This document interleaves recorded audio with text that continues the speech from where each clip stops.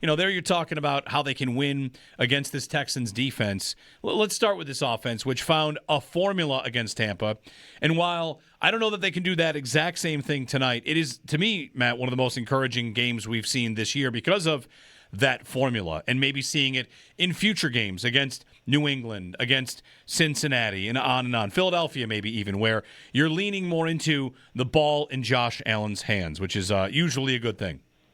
Yeah, definitely it is. And I think that, honestly, bringing back a player like Gabe Davis did a lot for the offense, and I know that he only had the 3 catches for 40 yards, so it's not like the stats completely jumped off the page, but there were plays that he was making that were opening things up for others. Like the perfect example of that is the James Cook receiving touchdown, where a bunch of guys just kind of sucked into Gabe, who was running down the field, and then James Cook was completely wide open. Just being able to stretch the field does so much for the passing game and the offense, not even when you were going down the field. It just opens things, and I think that's the difference between a game where you had a Gabe Davis and a Josh Palmer back, as opposed to a game when, like, Keon is on the field. And that's not to say that he doesn't have a skill set that this offense needs to eventually figure out.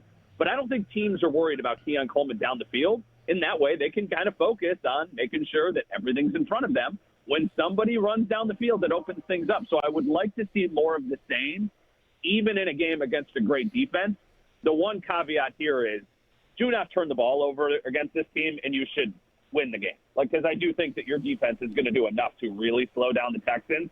So as long as you don't make crucial mistakes, I still feel like offensively you should be able to do enough to just score at least more than Houston's offense.